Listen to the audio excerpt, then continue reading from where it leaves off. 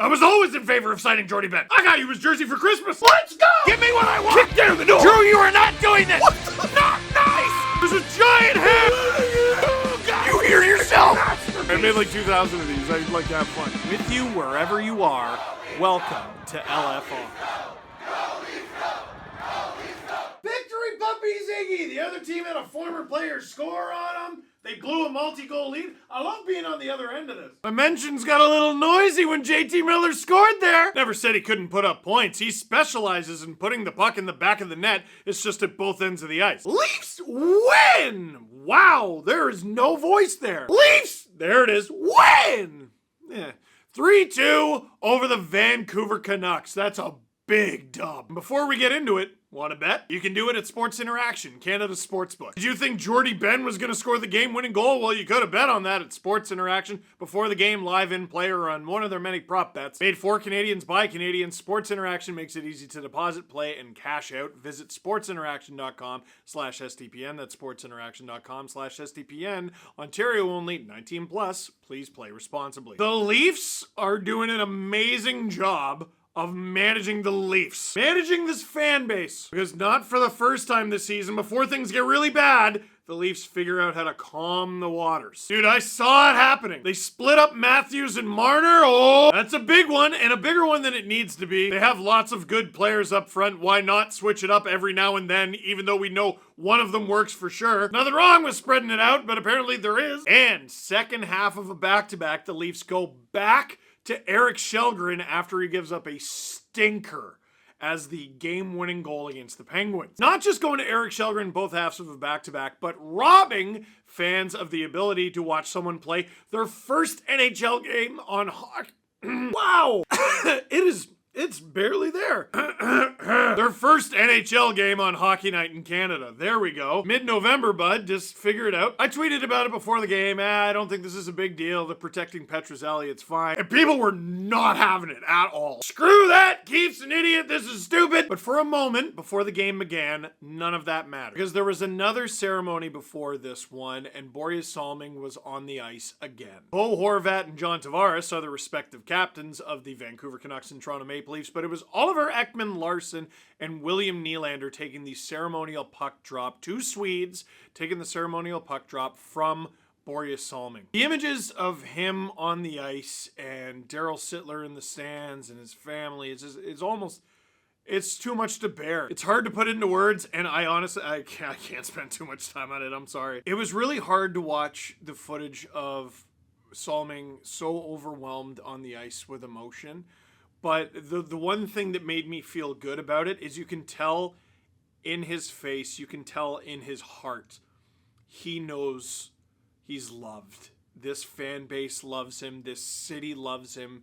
He is loved. I think you get to Börje Salming's age and you get an enormous ovation from 20,000 people just because you're standing there. I think you've led an amazing life. And I just hope he's as proud as he should be. Then, and I had no idea this was happening, the Leafs start an all-Swedish lineup. Nylander, Engvall, Järnkrok, Sandin, Liljegren, and even in net, Eric Källgren. Here's what Sheldon Keefe had to say about that decision. Yeah, in terms of the start, it was, first of all, I personally was really touched by last night, and the whole ceremony that, for last night for the Hall of Famers and Börje's moment in particular, and being there with Daryl Sittler and Matt Sundin along his side. I don't think I was the only one in the building moved by that. I think it was a great moment, and I thought it was something that warranted us having, touching on further tonight. For Börje Salming in particular, and his night, and honoring him, and our players got a sense last night, if you didn't know, you got a sense of how important he is here in Toronto. And I thought there was a great opportunity to talk about that with our group. And then just in thinking about that and preparing for that, I just thought of the idea of, that how he paved the way for so many great European players to come and play here in Toronto. And know that he has a relationship with some of our Swedish players that I just thought made sense, to pay tribute to him in that way. One of the things Sheldon Keefe really turned the tides with when he first became coach of the Leafs is he righted the wrongs of basically Babcock scratching Jason Spezza in the home opener. It was totally unnecessary, didn't need to happen. I suppose you could argue it was a message to the rest of the room, but that's Jason Spezza. You tried that goofy nonsense in Detroit when you scratched Mike Modano, and the message wasn't, oh, no one's safe. It was just, oh, this coach kind of stinks. But Keefe did right by guys. He had Spezza in the opening minute lineup for the next generation game against the Carolina Hurricanes, and they scored. Nick Shore, who took Jason Spezza's roster spot in the opening night lineup, he was on the ice against Colorado because that's where he grew up. And look, the Leafs lead the league in goals allowed in the first minute. This could have fallen completely flat. The Canucks could have scored, and all of a sudden Sheldon Keefe looks stupid. But the Leafs didn't let him down, and aren't these sports after all? Yeah, it's hard, and yeah, it's competitive, but it's a sport. We can argue about what being a fan means and what buying a ticket to a hockey game means, or any sporting event. We can argue about the specifics of what you expect to see, but at the end of the day, you expect to have a good time. While you are in that arena, you want good feelings. And I'm sorry, if you were in the building and saw that gesture, that had to have felt amazing. Now, after that gesture, you kind of got a game to play, and it's a tough one. Second half of a back-to-back. You still got the third stringer on the second half of a back-to-back, and probably your most steady defensive defenseman in TJ Brodie is not in the lineup, and he's being replaced by Jordy Ben, who is playing his first game as a Leaf and first game this season. What happens? I'm sure I don't need to tell you, but I'm gonna anyway. The Canucks run the Leafs show. It was a first period that got bad early and got worse as it went. The Canucks work it around. Luke Schenn's got the puck at the point and no one's on him. Part of the reason the Canucks look so much more dangerous against the Leafs in the first period is the Leafs could not attack the point. Could not or would not. I don't know what. But the Canucks were able to just work it around back there. Luke Schenn puts it on. Justin Hull loses Bo Horvat for just a second, but a perfect deflection past Eric Källgren. His 11th of the season. Super underrated start to the season for the Canucks captain. And it's 1-0 less than 4 minutes in. Then a few minutes later, Michael Bunting takes a penalty on JT Miller. Yes, they were kind of going at it earlier in the shift. Yes, they do bump into each other. Yes, JT Miller is taken out. No, I don't think it was on purpose. Yeah, I think it was a bit of a soft penalty. But JT Miller draws one. JT Miller gets to be on the power play. Now, the Canucks fans, they were in my mentions. They were sharpening their knives. They said, just you wait. JT Miller's going to make you pay. Because earlier this week on the Steve Dangle podcast, I talked about a particular goal. JT Miller is a shocking player. Shocking in his own end. Yes, he can score goals. He can put up points. He's a fantastic hockey player going that away. Going this away, honestly useless. He should go to the bench. The Canucks would be better off if he's a Sergei Kostitsyn line changed on the back check. And I said lots of things along those lines, and Canucks fans said, all right. They didn't necessarily disagree, but they did think it would be very funny if JT Miller lit up the Leafs, and I agree with them. It would be very funny. It's just my poor mentions. On second thought, Twitter's gonna burn down in a week anyway. Bring it on! Sure enough, on the power play, it's a laser beam of a shot, and guess who it comes from? JT Miller with an absolute laser beam. Look at this thing. Yes, the Leafs defensive formation is all out of sorts. Yes, Brock Besser is doing a great job screening in front. Where does this puck go? Where does it go? I know Källgren's leaving a fair bit of the net open so that he can peer around Besser, but how does this shot find its way through? And then the tweets. Oh, the tweets. The tweets were like arrows, and I was King Leonidas. Ready your breakfast and eat hearty, for tonight we dine in hell! And this is where it was shaken like this, like I mentioned earlier.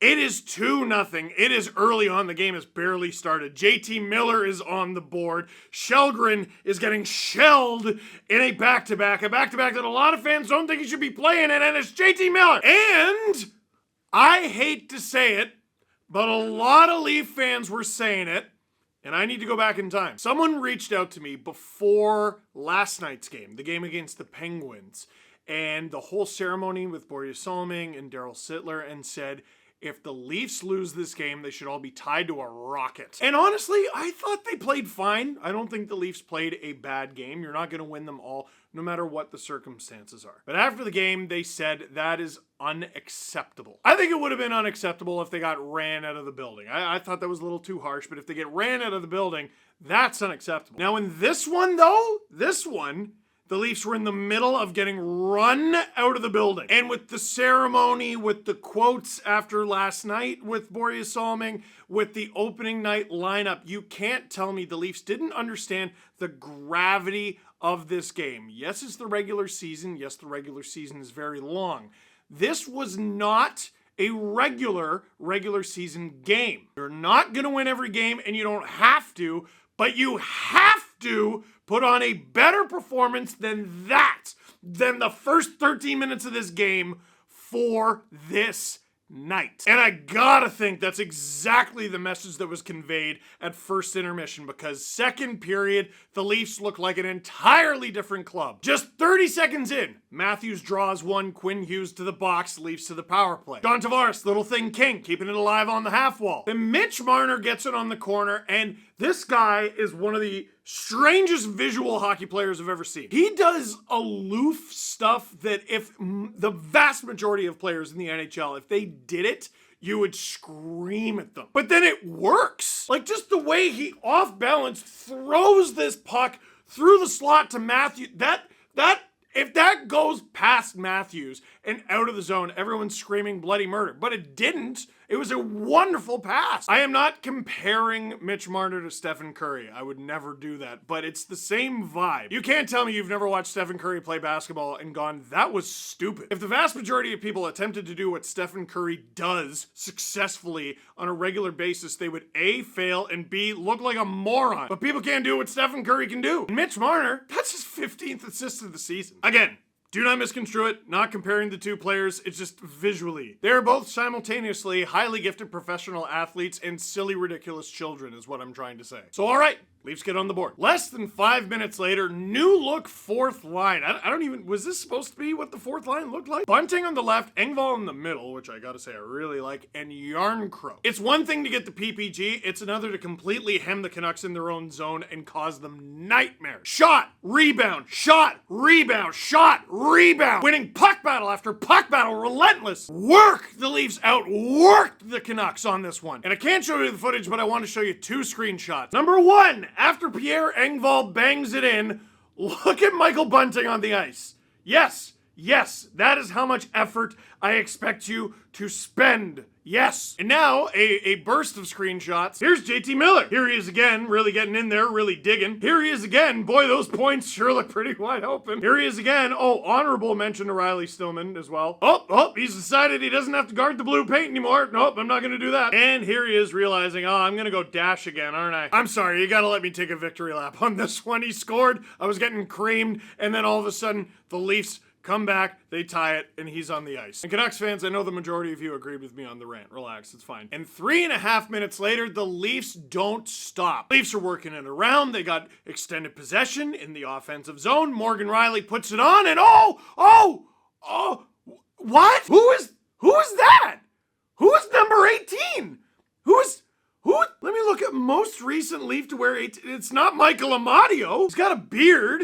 Jake Muzzin's Jordy Ben? What are you even doing there? What led to this occurrence? Were you surprised? He looked surprised when he scored it. I was surprised. But Jordy Ben scores! That's goal a game, Jordy Ben! And if you don't think that fired the boys up, look at Austin Matthews on this. He's never celebrated one of his own goals like that. The Leafs take the lead, and that is how they would go into the intermission. Now, it wasn't all smooth sailing. The Canucks ended up getting a power play, and the Leafs were able to kill it off heading into intermission, but they had to begin the second period on the penalty kill. And all I could think was one thing. Yes, I would like the Leafs to keep their foot on the gas, but what if Jordy Ben got the game-winning goal? No, I think I'd like that very much. And then the Leafs kill the penalty, and that's good. And Tim, where was that going? Liljegren, who was actually having a good game, and I like that Sheldon Keefe put him with Rasmus Sandin. Sandin looked way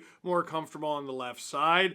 Liljegren sends the Leafs back to the penalty kill. And the Canucks did not look good in this game, but the power play was moving it around. And even though the end product of the third period was the Canucks outshooting the Leafs 10-7, there was a stretch after that penalty kill.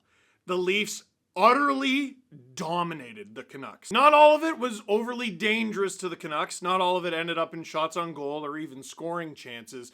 but the amount of minute and a half and 2-minute shifts the Canucks had to take was appalling. The Leafs giving them fits, nightmares, keeping them in their own zone, and it was a team effort. Engvall, best game of the season. Nick Robertson, young man, that is about as confident as I have seen him in a game where he didn't get any goals. And he almost had a heck of an assist to Engvall. Yarncroke, very productive. Tavares winning so many battles. Nylander carrying the thing at will. Marner doing his thing. Matthews was a battering ram. Leafs D, unreal job of walking the line and just keeping the puck alive. David Kampf and Zach Aston-Reese contributing with disruptions in the neutral zone and getting it back up the ice and not icing the puck and just getting it deep and crashing and pressuring. And Källgren stops 10 out of 10. He stops 27 out of 29 overall, and the Leafs,